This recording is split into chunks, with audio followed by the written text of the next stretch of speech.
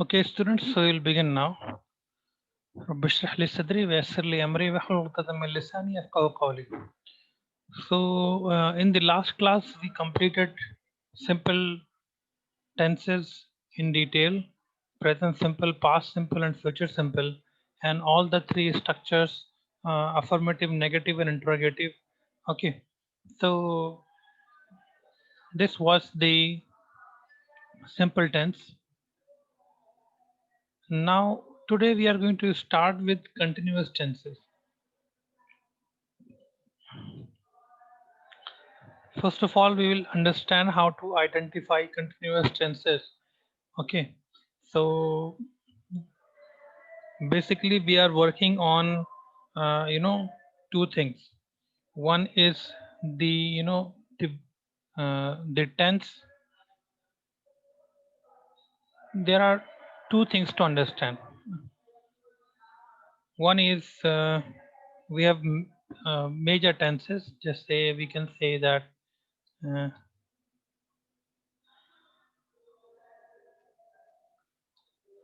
present, past,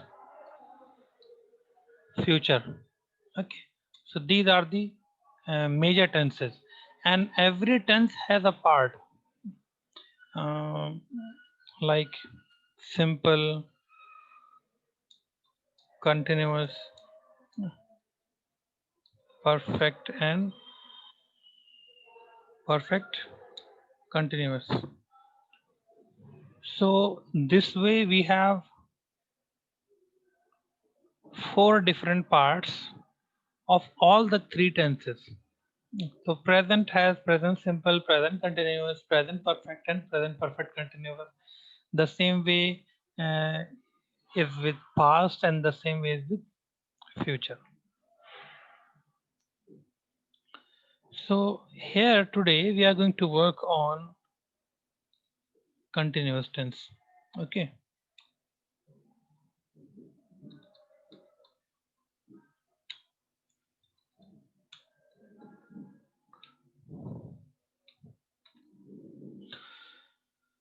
So why I want you to understand this? Because the demand of present are different, the demand of past are different, the demands of future are different, and there are demands of continuous tense. So when you are in continuous tense, there will be a particular demand in our language, in Hindi. Okay, so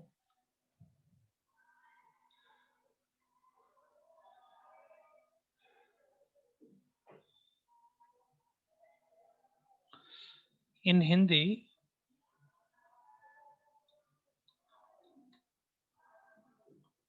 in present we will find hai. Okay, this is due to the present, and due to the continuous we will find raha, rahi, रहे. Okay, तो वो क्या हो जाएगा? वो बन जाएगा इस तरह से कि रहा है या रही है या रहे हैं. ओके, अब इसका कोई सेंटेंस का एग्जांपल देख लीजिए कि वो जा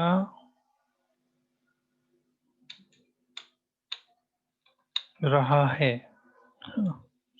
या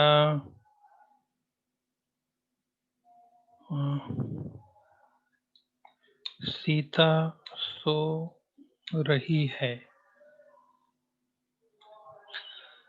तो ये जो रहा है ये हमको कहाँ से मिला? ये कंटिन्यूस से मिला, और है हमको मिला प्रेजेंट से. अब ठीक उसी तरह पास्ट की भी अपनी एक पर्टिकुलर डिमांड है, वो क्या है? था, है ना. और कंटिन्यूस की डिमांड हमको पहले ही ऊपर मिल चुकी है, वो क्या है? रहा, है ना. रहा, रही या रहे. अब ये क्या बन जाएगा? रहा था, रही थी या रहे थे। इसके सेंटेंस का एग्जाम्पल जो ऊपर हैं उन्हीं को ही हम देख लेते हैं। वो जा रहा था, वो जा रहा था, या फिर सीता सो रही थी, है ना, या मैं काम कर रहा था, है ना। तो ये आपका हुआ पास्ट तक का। अब फ्यूचर की क्या डिमांड है? फ्यूचर की डिमांड है गा, गी और गे, ठीक है। और कंटिन्यूअस की डिमांड आपको ऊपर मिल चुकी है, रहा, रही, रहे, है ना। तो अगर हम इसको मिलाएंगे तो ये कुछ सही सा नहीं बनेगा, हो जाएगा रहागा, है ना, रहागा बन जाएगा। तो हम इसको ऐसे नहीं कहते हैं, हम किस तरह से कहते हैं?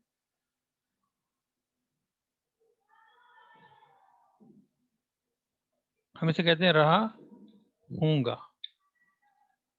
उसको करेक्ट करने के लिए गा गी गे जो है वो फ्यूचर की डिमांड है ना। जैसे कि आप फ्यूचर सिंपल में जाएं, फ्यूचर सिंपल में जब आप जाते हैं तो फ्यूचर सिंपल का आप किस तरह से सेंटेंस बनाते हैं?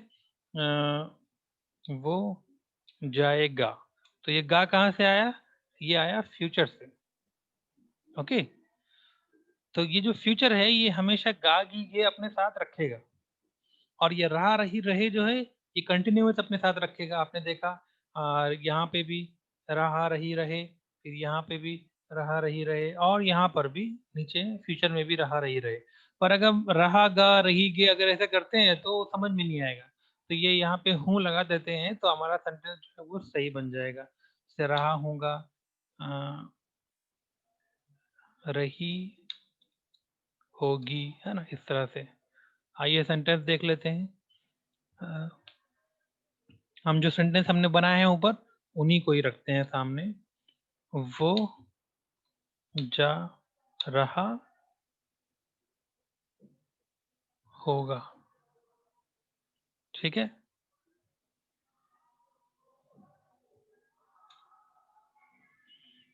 तो ये रहा होगा। हम दूसरा सेंटेंस भी बना के देख लेते हैं।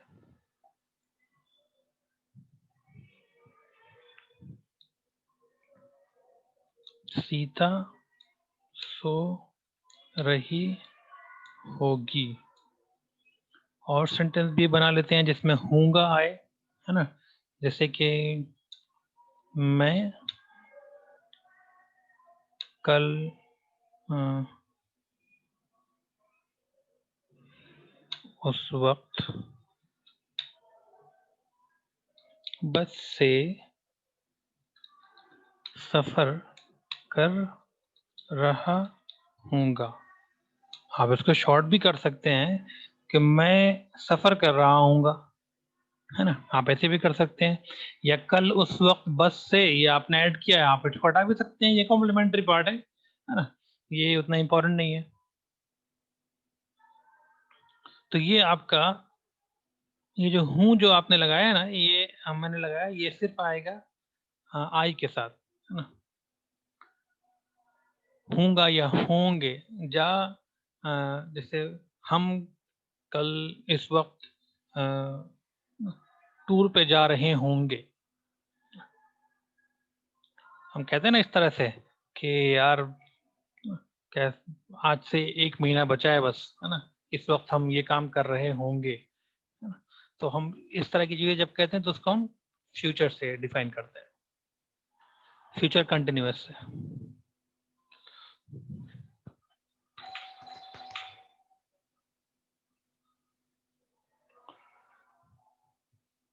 एक मिनट स्टूडेंट्स।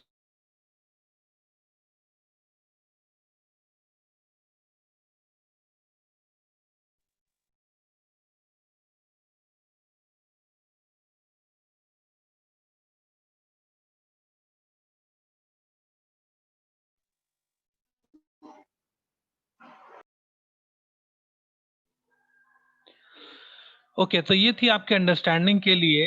आप जो नोट्स बना रहे हैं उसके अंदर आपको ये चीज़ लिख लेनी होगी, है ना। हिंदी में जो हम समझते हैं चीज़ों को, तो अपनी लैंग्वेज में समझने के लिए हमारा सेंटेंस कैसा दिखना चाहिए, जिसको हम प्रेजेंट कंटिन्यूअस में हम देखेंगे, पास्ट कंटिन्यूअस में हम किसको देखेंगे, फ्यूचर कंटिन्यूअस में हम किसको देखेंगे।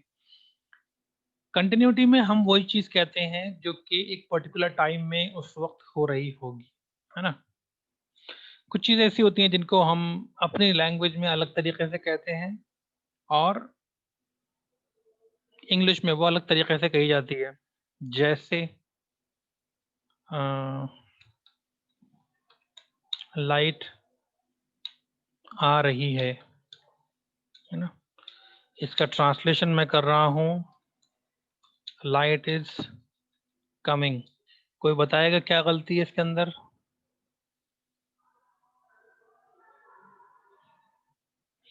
Can someone tell me? इस सेंटेंस को मैंने ट्रांसलेट किया, लाइट आ रही है, तो लाइट आ रही है का ट्रांसलेशन हो सकता है लाइट इज कमिंग, या कुछ और ट्रांसलेशन होगा?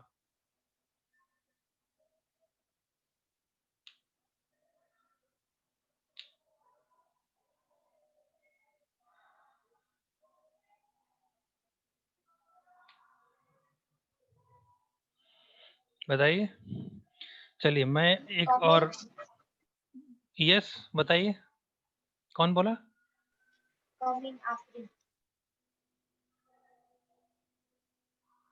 Come again please. एक तो ये कि हैंड रेस करके बोला कीजिए, सीधा अपना अपने आप को अनम्यूट मत किया कीजिए, है ना। उसमें हैंड रेस ऑप्शन है, वो हैंड रेस ऑप्शन यूज कीजिए, फिर आपसे कहूँ तो आप अपने आप को अनम्यूट कीजिए। मैं आपको एक और सेंटेंस देता हूँ जिससे आपको थोड़ा और बेहतर समझ में आएगा, है ना।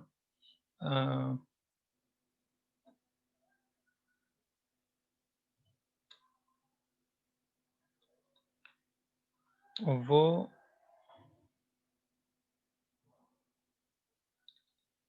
यही कर लेते हैं, वो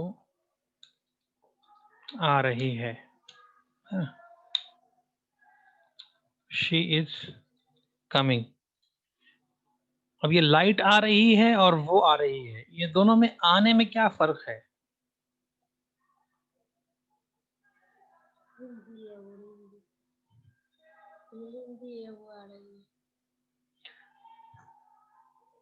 आप ये बताइए कि इसके अंदर लाइट भी आ रही है और वो भी आ रही है, तो ये आने में दोनों आ रहे हैं ना, ये दोनों के आने में फर्क क्या है? कोई बता सकता है? What is the difference between these two आना? हम दोनों को क्या कमिंग से ट्रांसलेट कर सकते हैं?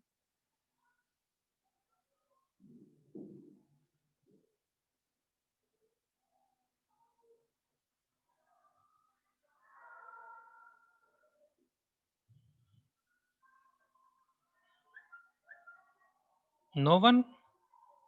अरे भाई कोई तो बताइए कि आपको हिंदी भी समझ में नहीं आ रही है क्या?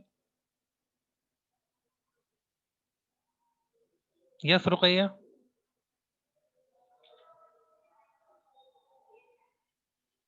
unmute So the yourself. first sentence is incorrect. First sentence is incorrect, why it is incorrect? मैंने बनाया है फिर भी इनकरेक्ट है? बताइए कैसे इनकरेक्ट है?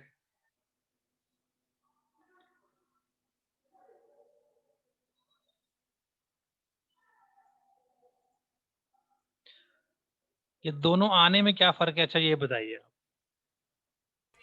The second is verb. Okay, verb first वाला? Um,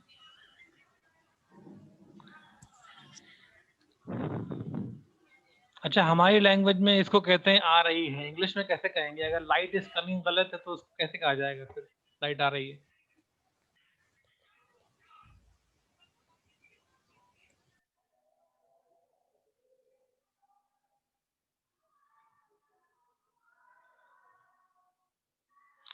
कोई चीज कहीं पर होने के लिए हम एक खास तरह का स्ट्रक्चर,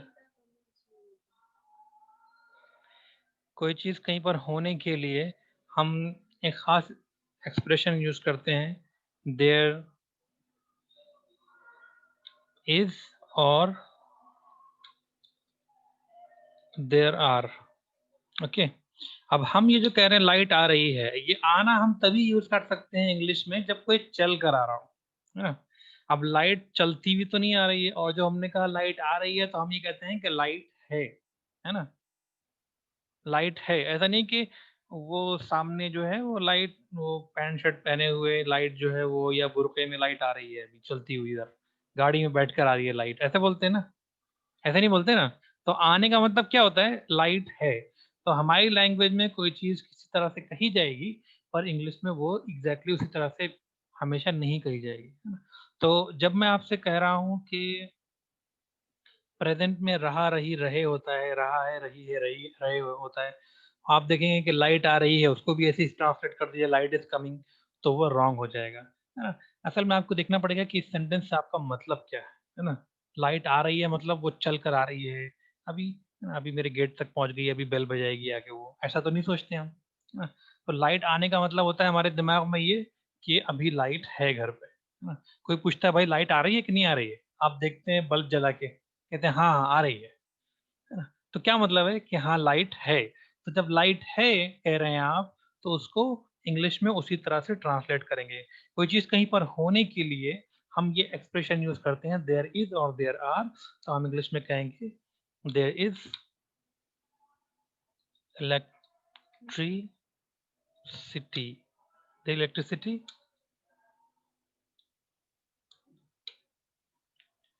देयर या हेयर जो भी चाहे हम यूज कर सकते हैं, है ना।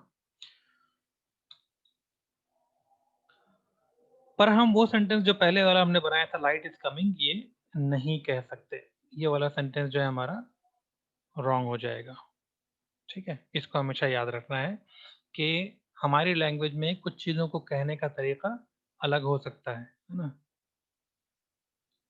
जैसे कि हम अपनी लैंग्वेज में कह सकते हैं कि मुझे दिख नहीं रहा है ना, मुझे दिख नहीं रहा है। तो दिख नहीं रहा है असल में हम कहना चाहते हैं कि मैं देख नहीं पा रहा हूँ, है ना। मेरी आंखें जो है ना वो देख नहीं सकती हैं अभी। इंग्लिश में इस चीज को कि मुझे दिख नहीं रहा है, हम ऐसे नहीं कह सकते हैं कि आई एम नॉट सीइंग, हम ऐसे नहीं कह सकते। इसको हमें कैसे कहना पड़ेगा, कोई बताएगा इसको कैसे कह सकते हैं हम। Yes Ruqaiya. I can't see. Yes आई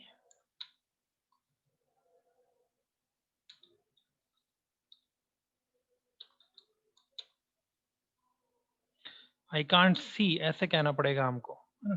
तो मुझे दिख नहीं रहा है, तो अभी हमने ऊपर पढ़ा था कि रहा है रही है रहा है रहे हैं, जब भी आएगा तो क्या होगा, प्रेजेंट कंटिन्यूअस होगा, है ना। आई एम नॉट सीइंग होना चाहिए, पर उसको इंग्लिश में ऐसे कहा ही नहीं जाता है ना। इंग्लिश में कैसे कहते हैं उसको, आई कांट सी, मैं देख नहीं पा रहा हूँ, है ना। जब इंग्लिश में लिखा हो आई कांट सी तो उसका मीनिंग होगा मैं देख नहीं पा रहा हूँ। अच्छा इस सेंटेंस में भी ये गलती है, कोई बता सकता है क्या गलती है, क्या गलती है बताइए, पूरी बताइए। नॉट का मतलब,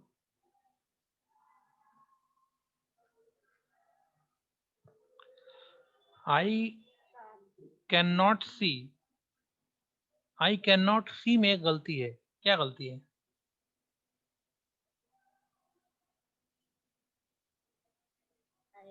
सर कांट होना चाहिए ना। नहीं जरूरी नहीं है कांट हो, कैन नॉट की शॉर्ट फॉर्म होती है कांट। जैसे इज नॉट की शॉर्ट फॉर्म होती है इजंट, आप इज नॉट भी यूज कर सकते हैं, इजंट भी यूज कर सकते हैं, कोई इश्यू थोड़ी ना उसके अंदर।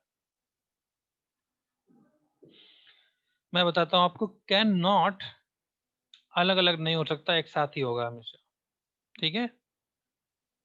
कैन नॉट को आपको साथ रखना पड़ेगा। तो आई एम नॉट सीइंग ये रॉन्ग है, इसका सेंटेंस बनेगा आई कैन नॉट सी। अच्छा मुझे दिख नहीं रहा है, मतलब उसमें इस एक्शन में कंटिन्यूटी नहीं है ना, कोई एक्शन जिसमें कंटिन्यूटी हो, जैसे शी इज कमिंग, वो आ रही है, तो इसमें क्या है, चलने का या आने का जो एक्ट है वो अभी इन प्रोग्रेस है, उसमें कुछ हो रहा है अभी, है ना, होके चुक नहीं गया, वो अभी चल रहा है ना। मैं सांस ले रहा हूँ, है ना, तो सांस लेने का काम जो है वो चल रहा है। आई एम वॉचिंग यू, मैं देख रहा हूँ, तो देखने का काम चल रहा है। इसमें जो देखने का काम है, मुझे इसमें जो दिखने का काम है, वो उसकी कंटिन्यूटी नहीं है, इसलिए भी इसको हम प्रेजेंट कंटिन्यूअस में नहीं बना सकते। दूसरी चीज, सी, जो भी सेंसेस वाले जो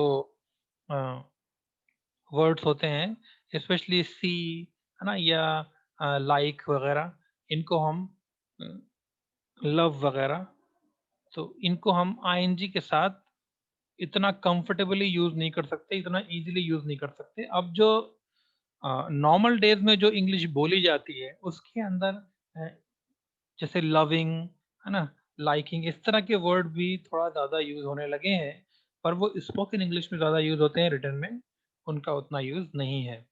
जैसे कि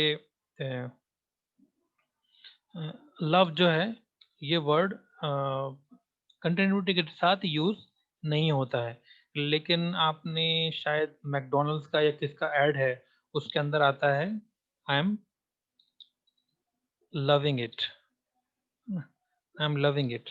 तो ये जो लविंग वर्ड जो है, ये इस ऐड में यूज हुआ है, और ये स्पोकन इंग्लिश में यूज होता है, रिटन इंग्लिश में उतना इसका यूज नहीं है अभी भी इसको। और जैसे सीइंग है, तो ये सीइंग आईएनजी के साथ यूज नहीं होता है, रेयरली यूज होता है बहुत। तो ये तो था हमारा introduction present past future continuous tenses का। हिंदी में आपको समझना हो, पहचानना हो, तो आप कैसे पहचानेंगे इसको? आइए एक एक सेंटेंस बना लेते हैं, इसके अंदर प्रेजेंट कंटिन्यूअस के स्ट्रक्चर जो हैं,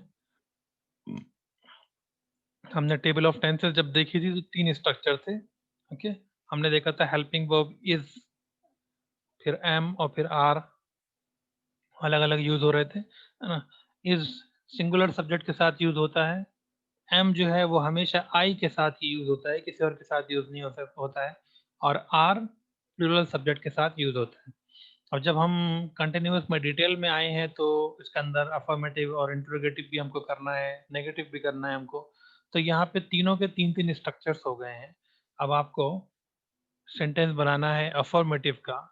कोई भी आप सब्जेक्ट चूज कर सकते हैं, लेकिन वो सिंगुलर होना चाहिए। कोई भी वर्ब चूज कर सकते हैं आप, पर वो आईएनजी के साथ होना चाहिए, और आपको उसके अंदर हेल्पिंग वर्ब इज यूज करना है। अभी हम अफर्मेटिव सेंटेंस पर ही काम करेंगे, उसके बाद फिर हम नेगेटिव और इंटरोगेटिव पे जाएंगे। चलिए, कौन बनाएगा ये सेंटेंस पहला?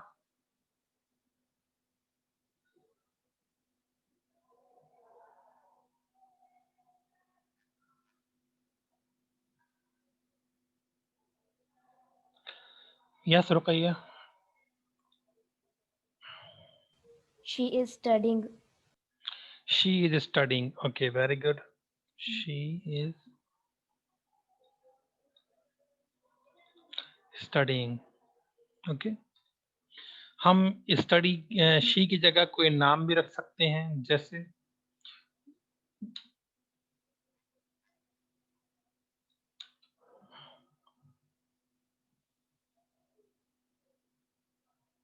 जैसे शी यूज हुआ है ना, तो शी की जगह हम कोई नाम रख सकते हैं किसी इंसान का, जैसे शी की जगह ही भी आ सकता है।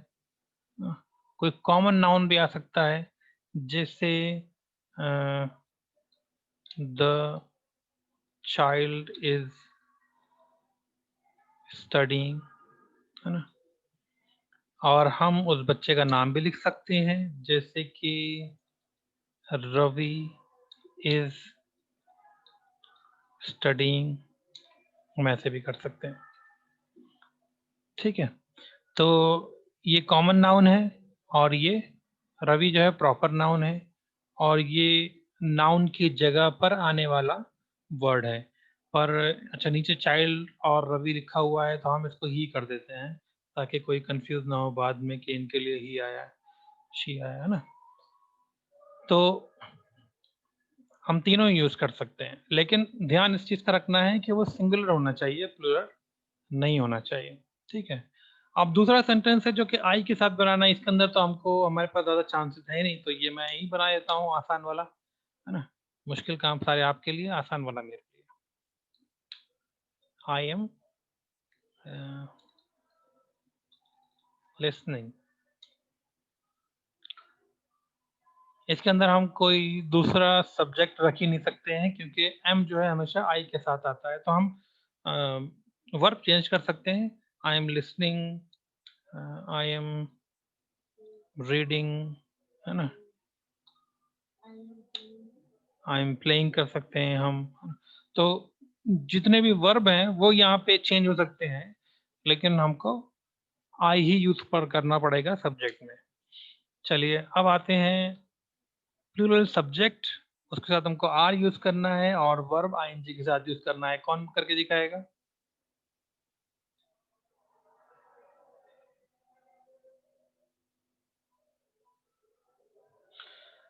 जब हमने क्लास शुरू किया था तो 12 स्टूडेंट्स हो गए थे, अभी 6 बचे हैं। यही होता है जब मैं पूछना शुरू करता हूँ, तो आप लोगों को लगता है कि सर अब हम लोग जो है, ये आप लोग ये सोचते हैं कि सर पूछ रहे हैं, अब ये काम की चीज नहीं है मेरे, जब तक सुनने गया तब तक काम का था मेरे। चलिए कौन बताएगा? अब आपको अब आपको प्लूरल सब्जेक्ट यूज करना है। प्लूरल सब्जेक्ट में आप यूज कर सकते हैं दे, उसके बाद आप आर यूज करेंगे, और वर्ब वन आईएनजी में आप प्लेइंग यूज कर सकते हैं, है? और कोई बताएगा कुछ?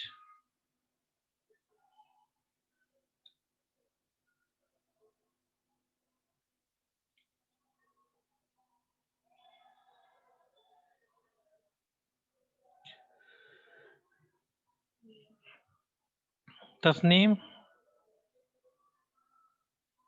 तस्नीम ने हैंड रेज किया। Yes Tasneem. They are watching. They की जगह कोई और सब्जेक्ट यूज करके देखिए जो प्लूरल हो। We are watching. We are watching, we are watching TV. ठीक है। हम इसकी जगह हम इसमें यू भी यूज कर सकते हैं। हम इसमें कोई नाम यूज कर सकते हैं जो कि कॉमन हो, कॉमन नाउन यूज कर सकते हैं इसके अंदर, जैसे बॉयज या गर्ल्स या स्टूडेंट्स या टीचर्स, है ना, पेरेंट्स, है ना, या फिर जो भी प्लूरल नाउन हो सकता है उसको हम इसके अंदर यूज कर सकते हैं। अभी बचा हमारे पास past continuous and future continuous. इसको इंशाल्लाह हम नेक्स्ट क्लास में लेंगे। अभी क्योंकि हमारे पास थोड़ा सा पॉपुलेशन भी कम हो गई क्लास में, तो नेक्स्ट क्लास में इसको कल के क्लास में देखेंगे। ओके। और पास्ट एंड फ्यूचर कंटिन्यूअस के अफर्मेटिव सेंटेंस बनाने के बाद फिर हम आ जाएंगे नेगेटिव, और फिर उसके बाद इंटरोगेटिव सेंटेंस पे देखते हैं कहाँ तक पहुंच पाते हैं कल हम इंशाल्लाह। आज की क्लास में बस इतना ही। Thank you very much everyone.